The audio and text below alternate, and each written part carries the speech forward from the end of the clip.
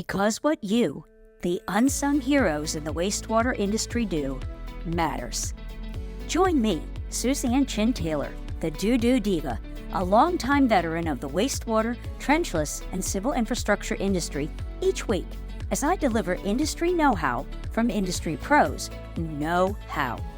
Whether you want to learn about the latest trends in technology, training and retaining great talent, sales and marketing, leadership and growth, or simply how to be more efficient, productive, or profitable, this podcast is for you. Let's dive in. Well, hello, everybody, and welcome to this week's episode of the DooDoo Diva Smells Like Money podcast. Today, we're doing something a little bit different on the podcast in that we're going to have a little bit longer of a segment where we're actually taping live at the Reline America Annual Conference. And I am joined today by three illustrious Reline America installers, Howard Meyers, who is the Executive VP of ABEL RECON, Ryan Montijo, who is a co-owner of Ellison-Mills, and last but certainly not least, Shane Harris, who is the VP of Operations for East Coast Infrastructure. So thank you to the show, Jim. Thank you and welcome. Thank you. All right. So today we're going to be speaking about a subject that is very near and dear to my heart because I've seen the need in our industry and for contractors and skilled trades, all over the country. And that is, how do we hire, or I would call gain, and then train, and then most importantly, retain that great talent for our business? It's a subject that's so near and dear to my heart. About a year ago, I co-authored an online training program just on this subject. So when they asked me to step up, I was just thrilled because it touches my heart. So first up, let's talk about gain. And this is the struggle that we're all having right now, is how do we find that great talent? The pool and the resources are shrinking, and it's harder and harder. And sometimes we just, as we were talking offline before the show, sometimes we're just in a position where we just got to put a warm butt in the seat. But a bad hire can cost you a minimum of $5,000. But sometimes we don't have a choice. So how do we get through some of those challenges? So I'd like you to weigh in, whoever wants to go first. What have been some of your biggest challenges in facing workers for your careers? And what are some of the things that you've been doing, knowing there's only one silver bullet, to overcome those challenges in these times? Well, I think first, the limited pool is huge. And I had a great conversation with ECI last night regarding kind of the stigma that's been put onto blue-collar trade work. Somehow that's become less important than a college degree. And as we all know, that's absolutely not true. So I think from the ground up is a good starting point, is really trying to break that stigma. It takes a big push from all of us to get out there and let people know that a trade skill is vitally important. And there's a lot of pride that can be taken in providing that kind of labor to your community. So I think right there, knowing that that's a big reason why I believe that the pool is limited these days is a great starting point to coming up with a solution. Well, I know that East Coast does some really cool outreach, and they try to get them young. When you were saying about eliminating that stigma, not everybody is meant for college. So yeah, I knew at 10th grade that I wasn't meant for college. I knew my dad was a blue-collar worker. It was easy for me to transition right out of high school into the trades.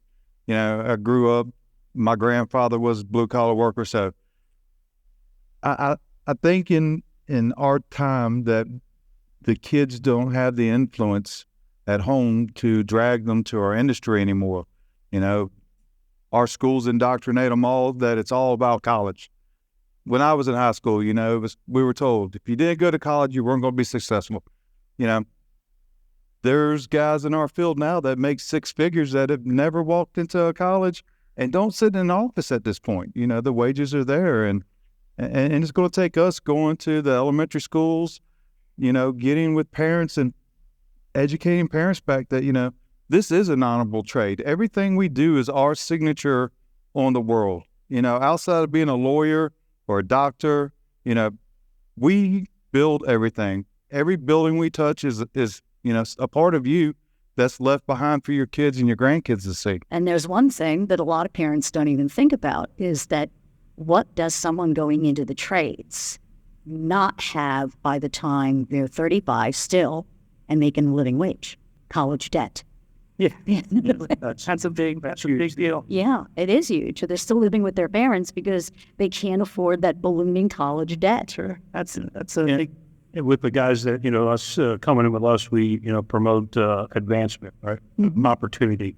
So not only learn the trade, but where we are as a company, taking them up as their goals become greater, their performance backs that. We have opportunities for those people to continue to advance. The ones that want, some that don't is fine, right? Because labor is certainly always needed, but taking the talent that sets higher goals for themselves and shows that performance level, we have programs to be able to take them up another level. So that's excellent. Now, you had mentioned to me before the show that you have some unique recruiting needs because many of your jobs require a lot of travel. And that ties into, getting that right person that's willing to do that, but creating a method. We talked a little bit about cross-training for work-life balance. Yep. So I'd like you to kind of tune in on that. Yeah, I mean, with the majority of our work is a higher percentage, it's traveling, right? So it's not just anyone coming off the street that's going to take one of our positions, right? They got to be willing to venture out, and not only learn the trade, but venture out and spend some time away from home. So most of the time, it's going to be that person in their 20s, and or a person that has had the kids that went through the high school years and college, and maybe they're in their 40s or 50s. That our target demographic is. So it's certainly been a challenge for us, but we certainly did go back to more our core values, and that's providing an opportunity for advancement, right? So you got a kid coming out of high school, or maybe he's coming out of a trade school or something like that, that we can take him to another level if he puts the time and effort into it. Excellent. How about, Ryan, what have you been doing to, attract the ideal talent? For us, it's different. We're not really a traveling group, so that's a very difficult situation to be in. It's already a limited pool, and now you got to factor in those kind of limit your resources there. But for us, attracting talent really begins at a young age again. Next week, we're going to be at a kind of career, they call it Construction Career Days in Tucson, Arizona, where 4,000 middle school and high school kids will come through, and it's just a lot of different construction trades that they can see and get hands-on with different types of equipment. We bring our cutter truck out there, for example, and bring a piece of pipe. Kids can kind of get in the truck and kind of operate it, cut holes in the pipe, things like that, and really pushing that narrative of not necessarily college, but education. So it doesn't have to be college, but when you come time to start your career, don't stop learning. Learn a trade, learn a life skill, learn something so that you can continue to educate yourself and grow, and you'll have a great career. But it's really important to further that education, but it does not absolutely have to be college. And for a lot of people, college is not the best option, and that's okay. That's plenty of time for career building without college. To attract young talent now, it's a different generation. You have to have an online presence. You have to have a social media presence, I think, to break that stigma of trade. Somebody wants to go to work, especially a young kid wants to go to work for you, and then see the company that they're doing, see the jobs that they're performing, and see it on social media. Their friends can see it, their family can see it. They can say, hey, that's not some, photo job that you're working. That's a legit company doing some pretty cool jobs, and putting your stamp on a project or building or sewer or whatever you're doing, working in a 20-foot deep trench. That stuff's cool. It's all the same reasons why we all love digging in the dirt with your kids and playing with toys when we were kids. I mean, now you're doing it in real life. But when you can see it with this new generation online and in the social media presence, I think that's going to start attracting kids to be more proud of joining the construction field.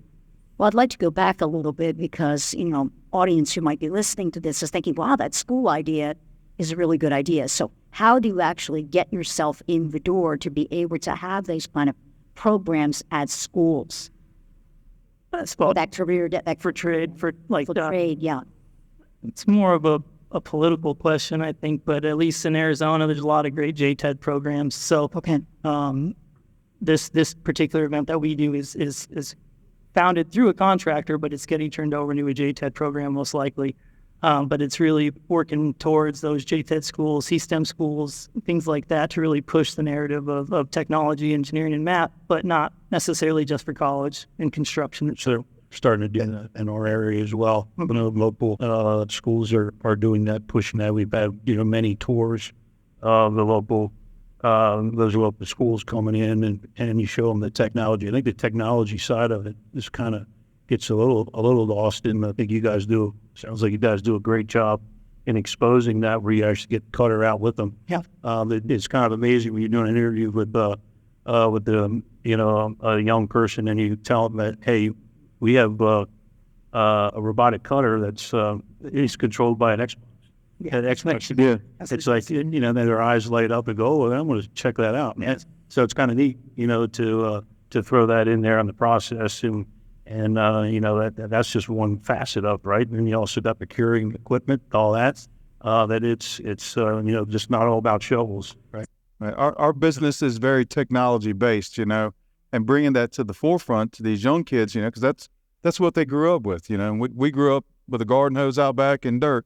These kids grew up with the PlayStation in their hand, looking at a video screen. So we're having to go to the schools and say, hey, you know, yes, it's hard work. Yeah, it's blue collar work. Yes, you're going to get dirty, but a lot of this stuff we now do remotely with a robot, or, you know, there's a different avenue now than the traditional blue collar that we started out years ago. And just like you know, my BD person, she reaches out to all the high schools every year.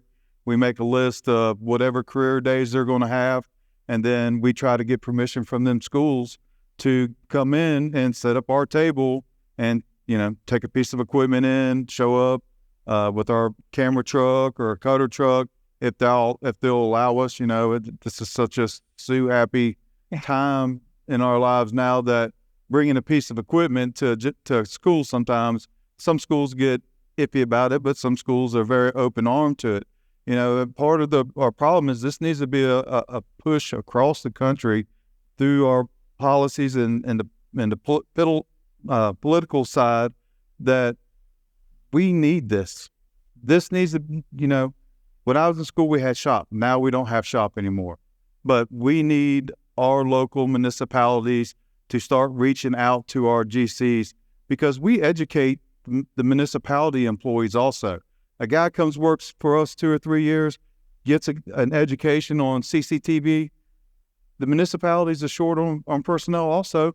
If we're training them, they'll eventually start absorbing some of our guys back to build their ranks. But right now, there's a divide there, and it's going to take the whole group across the states to figure this out and start bringing these young men and women, you know. Well, to your point about being more technical, one of the questions that we were, you know, going to be facing is, are there any specific skills or shifts that you've had to make in what you're looking for when you hire, now that we see that our business is becoming, or what we're asking our employees to do is more technical in the field? It's not, you know, what you were saying, shovels and dirt.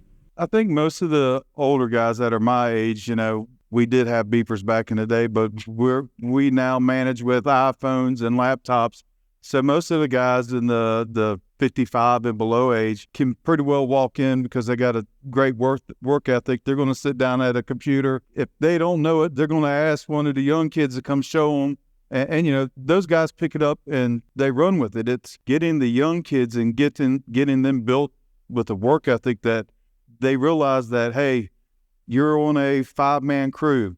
When you don't show up because you got a headache in the morning, you just cut your guys, your family, your work family down a man, and they got to struggle through and pick your weight up. And that's probably one of the hardest things that we have is getting.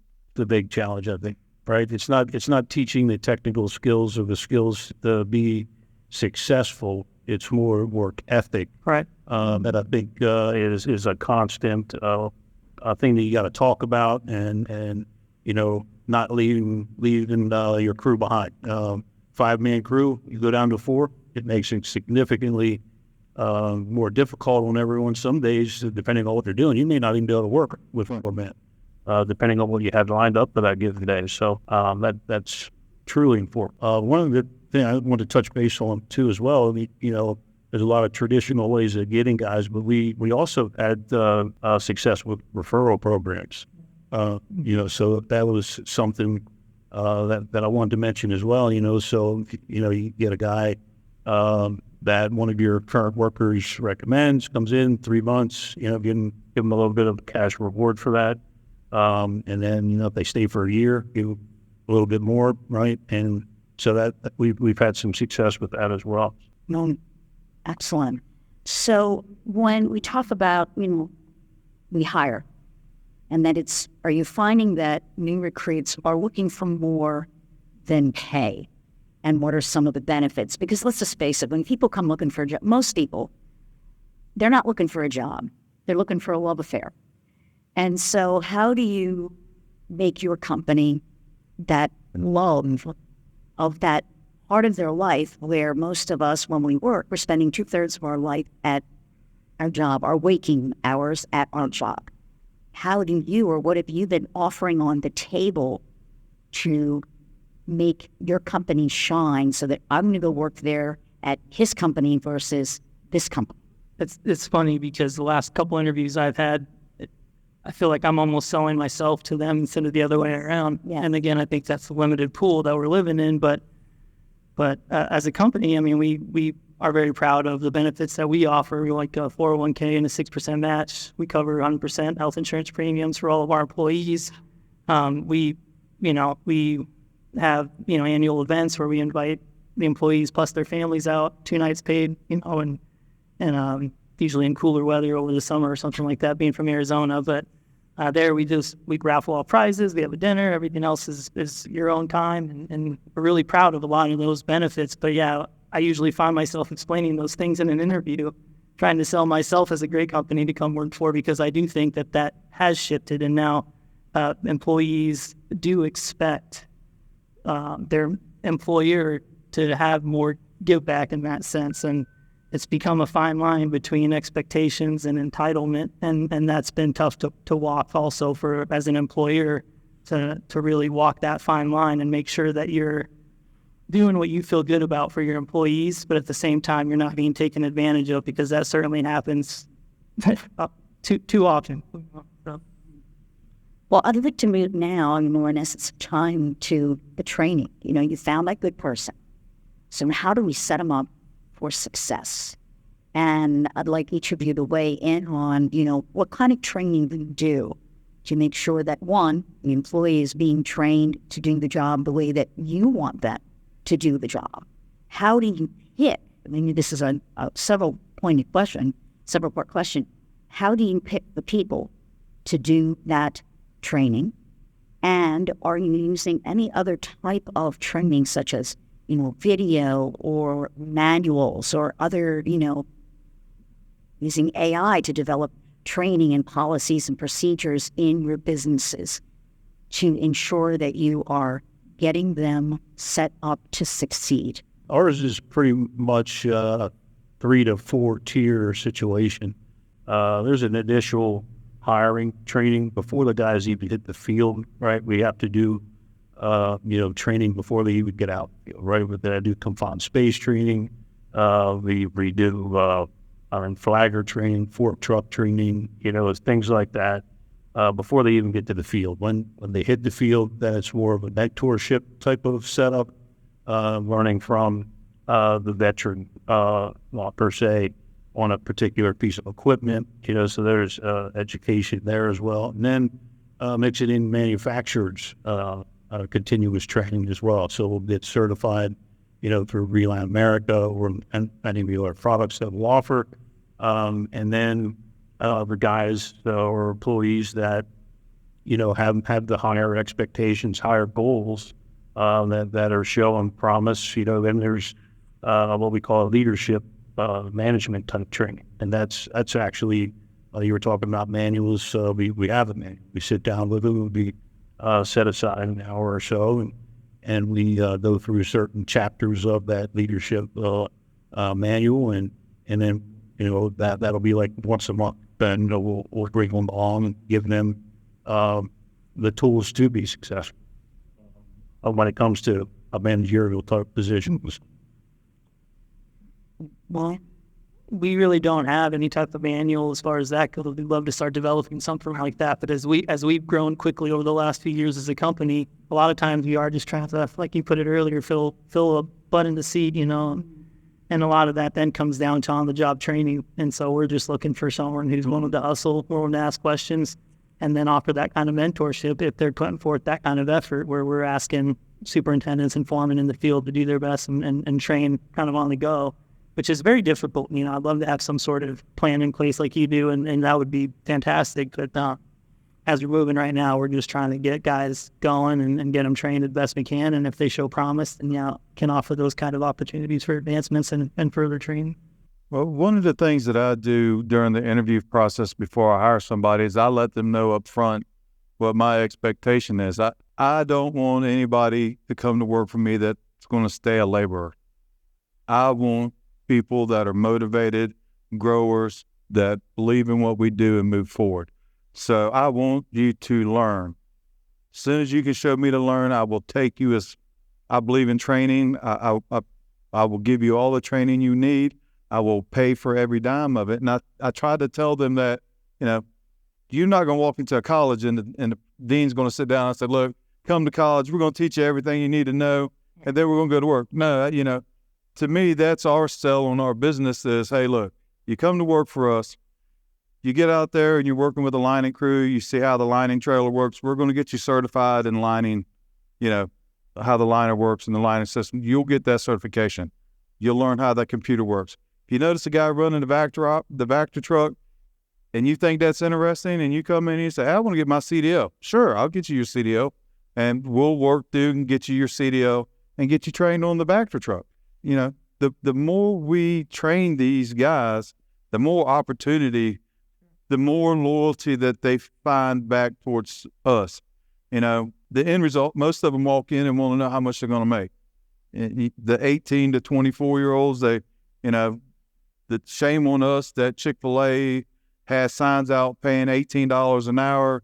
You can go to Wawa's, $20 an hour.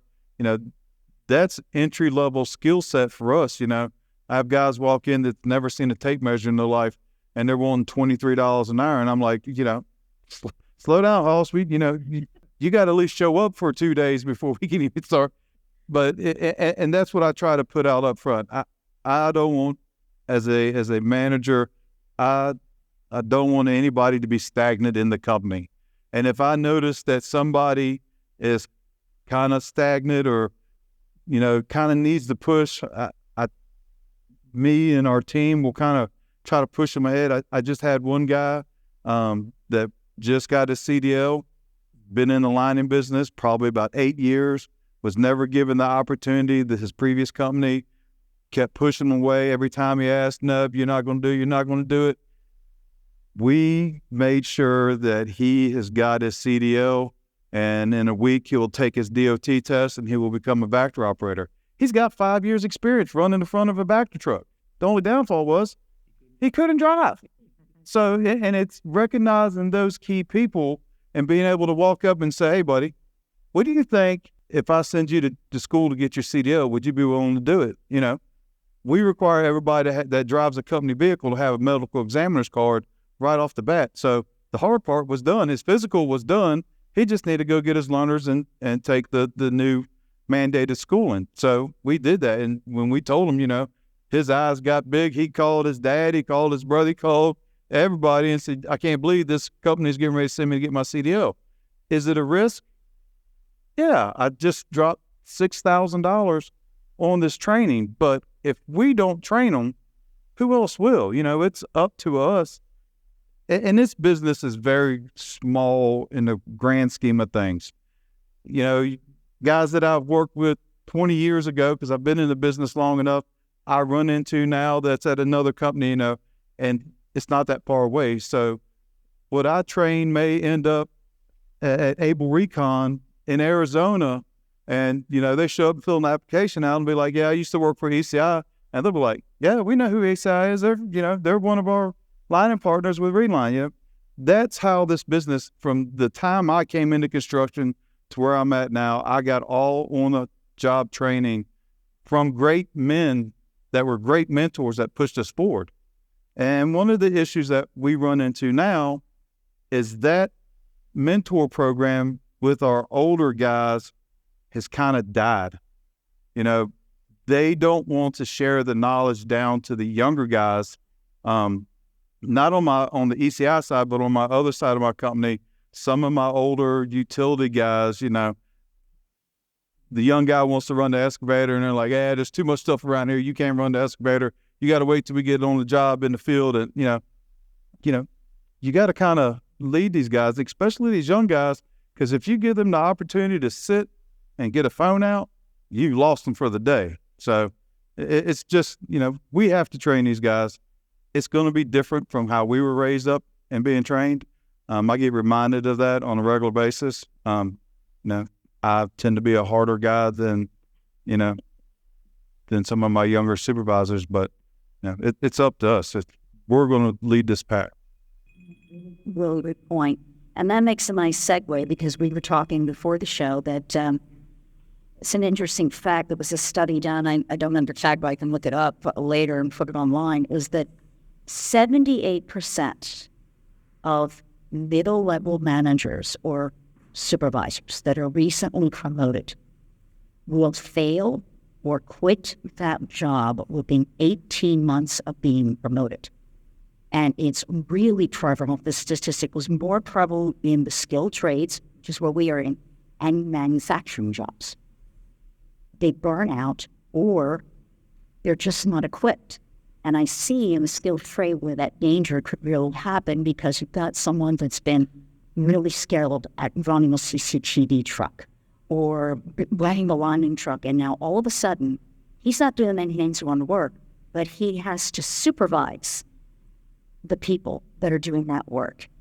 And he might be the nicest person in the world, but he may not have the soft skills to be a people manager.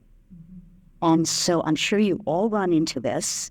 So how do we help those people that we're promoting, because we're avoiding them for having, when we were saying that initiative, to make sure that they don't burn out? I mean, yours was a great example of a leadership development program. Make sure as they're going up that chain that they're supported with the things that they need. Yeah, and we talked about the mentorship when they first start, but you also got to have that same type of mentorship as the guys climb.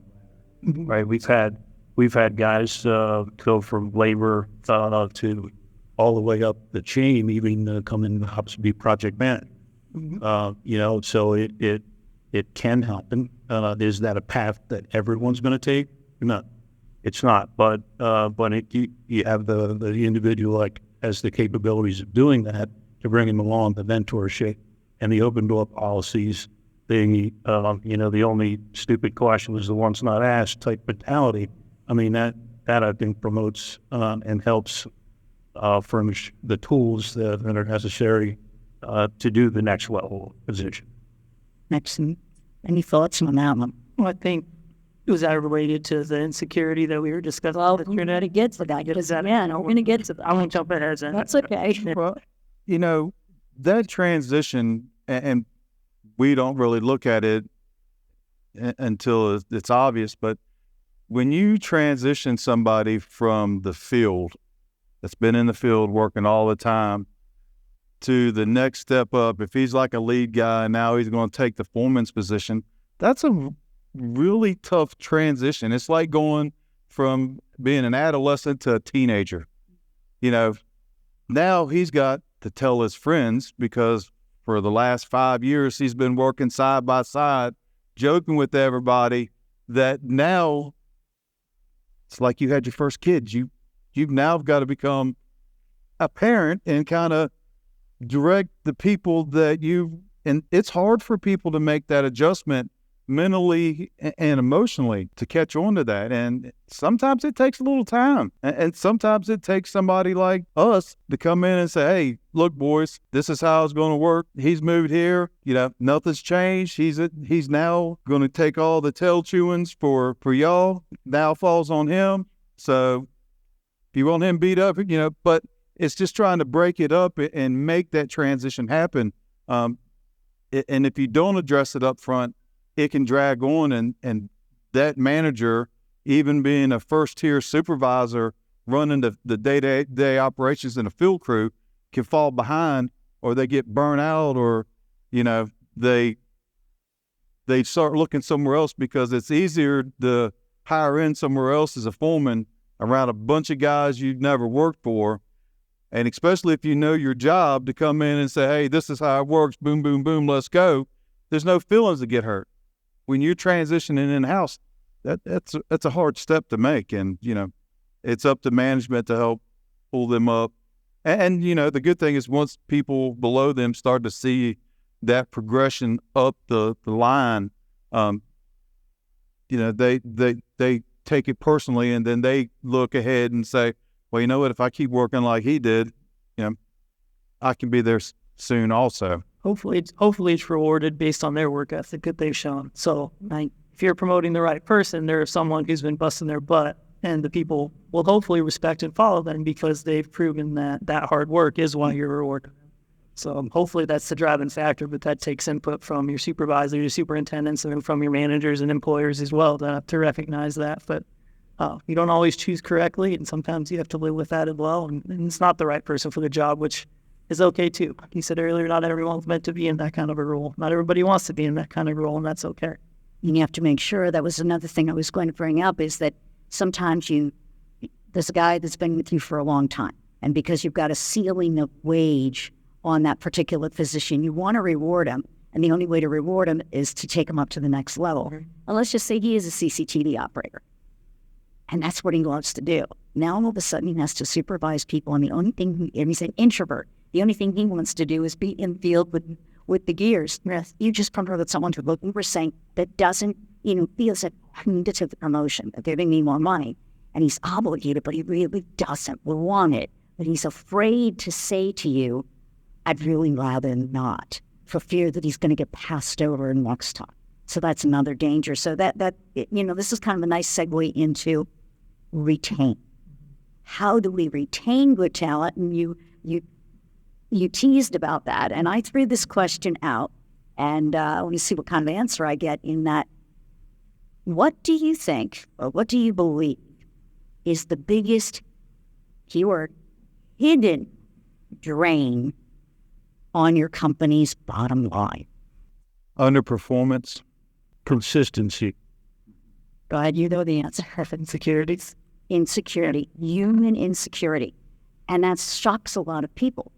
But the thing is that we as human beings, we're all hardwired with it the minute we enter this world. We are all insecure. It's a natural survival instinct. It's a protective instinct.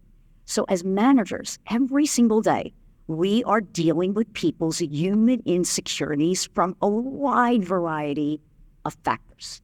We even have it ourselves as managers, and they think about that. Oh gosh, I hope they like it. Or is the boss happy? But they're dealing with that, and they're never going to say anything, all right? Or, oh, John, he's a snob. Maybe John's not a snob. Maybe John's just an introvert and was afraid to speak up, but he would love to be invited for lunch. And then he thinks, because no one invites him for lunch, oh, the other guys don't like me, and then he leaves. And so one of the ways that we can go about ending that human insecurity is through trust.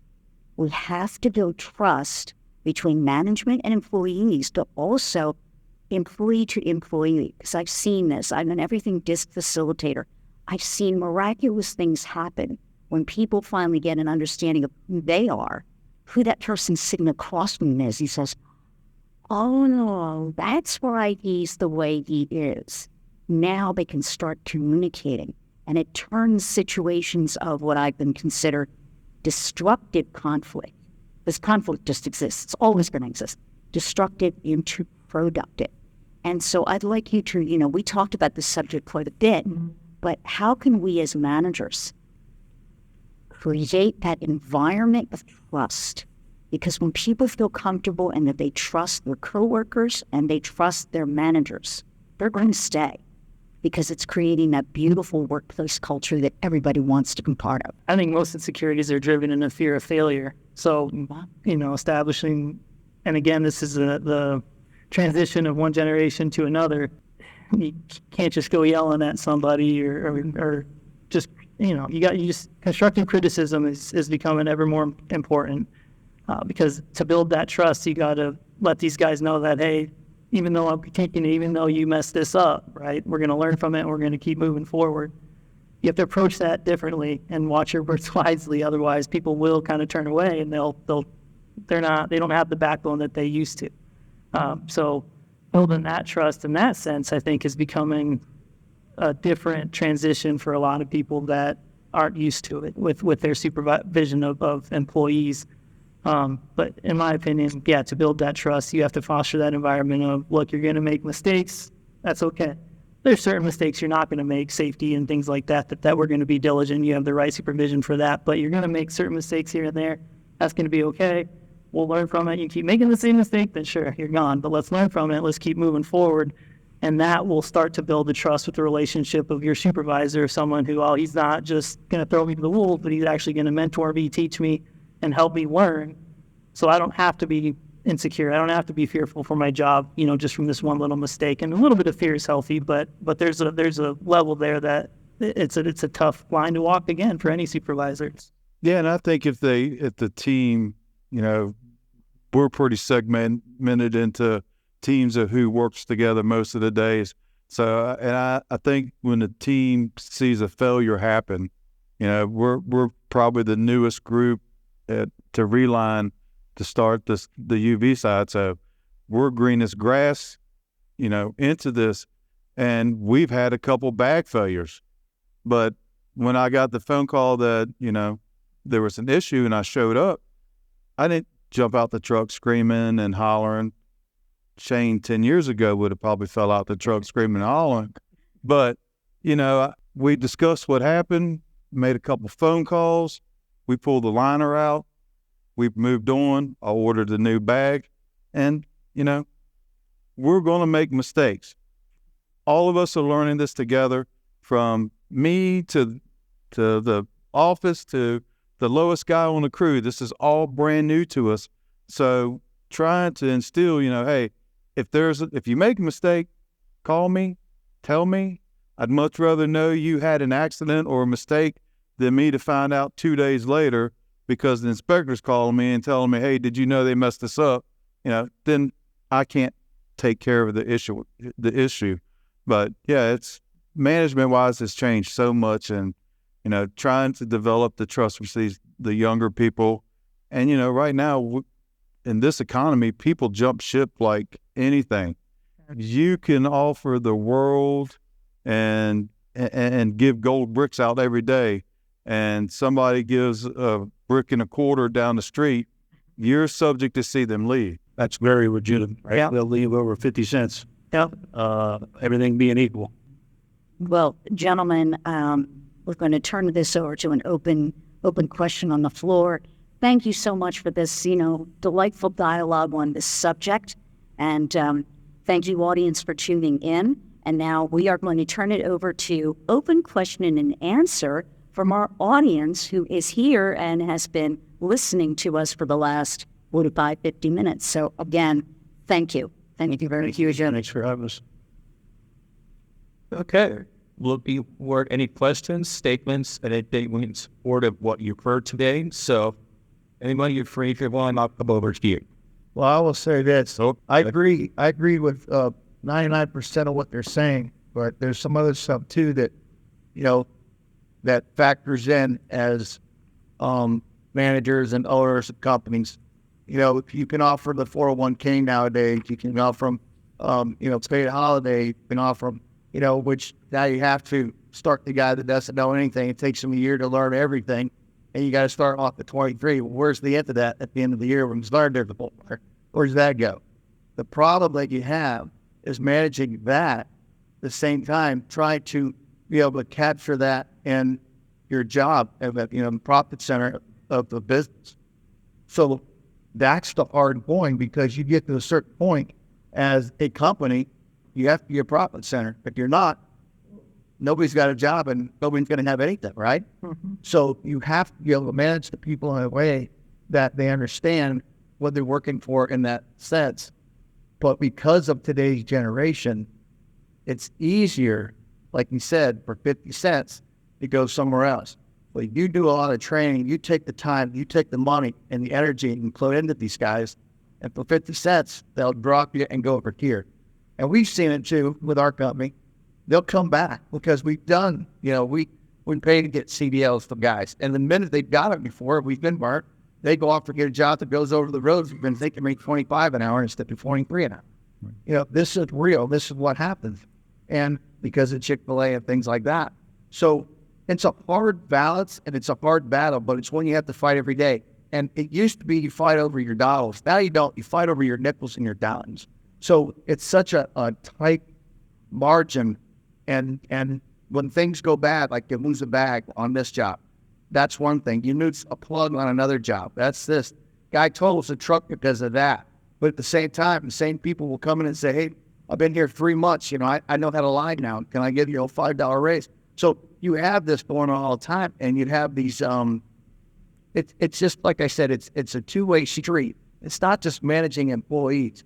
It's also managing the business, and that I think is a hard balance for all of us that are in this room, as far as managers and owners, companies and stuff like that, because it's hard to be able to give all you can give to these employees. At the same time, it's hard to get all you can get from your customers and try to, support the business.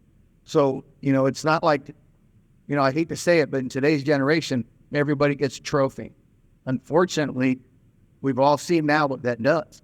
I think we need to kind of get back into rolling outside the truck, maybe not yelling and screaming, but maybe not saying anything for a few minutes and let them worry a little bit, don't sweat. So there's that fine balance. That's what I think, and that's what I see. Yeah, that's the hardest part of our business now is, we have a generation that has been given everything for free. So they don't realize, they hear in their heads, hey, we just got that $10 million job for this contract over here, man, he is landed, he is rich, he's got it. And then, I done lost all my hair and everything because, I'm had to worry about taxes. I'm having to worry about keeping them busy, trucks, our biggest expense, we're a specialty contractor. There is nothing we do in this business that doesn't cost $500,000. When I started in this business, I sweated over $50. If I had to go spend $50 on the company card, I would call. Now it's, $1 million. Hey, I need to buy a new camera truck and Vector truck. I need $1.5 million. Is that okay? Yeah, okay, order it. These guys get in the office in the morning, they step into a $500,000 vehicle. And to try to explain to them, hey, you're wanting $25 an hour, but you drive this $500,000 vehicle around like it's your, some clunker on the side of the road. And there's, all this adds back to the bottom line because we do end of the year profit sharing checks. And I explained to them right off the bat, this is not a bonus. None of us are in the NFL, MLB. You work for a for-profit company. And the way it works is we have to make a profit for me to give you a profit sharing check. So if you go out and you total out a $500,000 vehicle, you might as well start figuring that profit sharing checks come Christmas are not going to be that well off. You go out and you lose 3 or 4 bags on a job.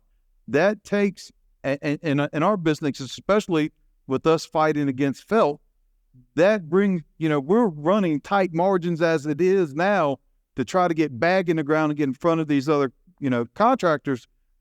Our margins are tight. So when you start losing 10,000 here, 5,000 there, 6,000 here, and your overtime is through the roof because you're training new people, that hits the bottom line. it kills me. They come in and they say, hey, I need a pay raise. And I'm like, okay, what do you need? $1? And they're like, yeah, $1 would do it. And I said, okay, I'll hand you $40. And they're like, what do you mean $40? I said, $1 on 40 hours is $40. So you want to give me like 20 of it back because taxes are going to take care of that. I said, you want to come in and look for life-changing money. Life-changing money means that you've came in, you've got your CDL, you can run a Vector, you can run the cutter truck, you can run the camp, you can run the lining trailer. You can do everything that happens on that job. When you can master all that, come see me and I'll give you the life-changing money you're looking for. But they're like, oh, well, so-and-so's been here 2 years and he makes 22. He's been here 2 years. His skill set's weight, I know that's a tangent, but that's where we are in life. And yeah, it's very difficult to try to get them to understand and focus them in on that. They'll assume we just make millions and, I'm definitely not saying it's not frustrating. It's very frustrating, and I wish we could just sometimes just say what we want when we want. But the big picture is that's not the way life is anymore, and we can either adapt or we can keep pushing in that same way and see what happens, But it is frustrating. It's extremely frustrating, and a lot of times when you're giving yourself, what you feel, everything you can, and that's different for every company. Profits are different for every company, but you get what you can to every employee for them to come back and still be unhappy. It's hard not to turn cold. And a lot of times that's why people do turn cold after so long. They feel like they're being taken advantage of, and you're treating kindness for weakness, and that's it's not the way it is. We're just trying to develop in what life we're in at the moment, in order to keep pushing forward and making those profits so we can give back. But it is frustrating. Okay, we have another question with 20 people. One of the observation that I had out there for two for deep training, I don't know, they believe money. And I want to look at from them, which all is how it would. It occurred to me about over 10 or 12 years ago that we were taking people on the job before certain tasks, functionalities, to look into the reporting, and then certainly found that the base and people within the company that they find through the ranks, and as they gain more knowledge and they're able to gain more responsibility, promoting them into a leadership goal as a supervisor. But it occurred to me that we're falling short there because, how will be teaching them to be a leader? And so we purposely put together a leadership program to talk specifically about how do you be deep. That's something I was told rather than talk about in the deal about wanting to try to perform work that you can get cash on it. And so we firstly walked down through about how do I get my own house in order, if I'm going to hold other people accountable. For instance, telling someone, hey, you got people work on time, and then it's late the next day. It's not great to get measurable to set. So it's evaluating yourself, look in the mirror and evaluate yourself, and then have yourself working with it to be and set yourself up to be successful. And it's such a thing, pretty good at this worse in the fact that getting people to think and assess and evaluate their own selves and how they can be a leader to people that they're with. Thank you, Joe. I appreciate that. Do we have type like one more question or comment? Really appreciate anybody's input on this.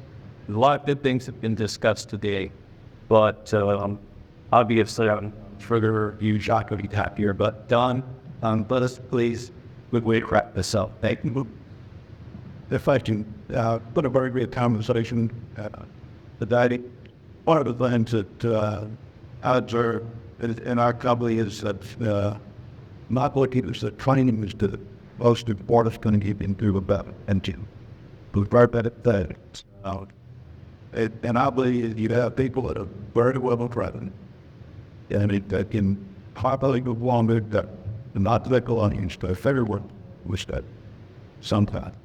But you put a lot of those on those legs, and you can do that in your company and have that like a funny, then you can afford somebody that it's going to follow that wall in the market. Think about that out here for clown excellent. Unless the woman and you got bottom of chocolate, then you get enough money mill onto it. Much more. That's tiny people, and there's tiny people I'm trying to hit it. And it's tiny to blood. That that old lady got me and running in that couple, and I don't think I ever met it. Thank, appreciate that. Suzanne, we'll take it back to you. Thank you, Jerry.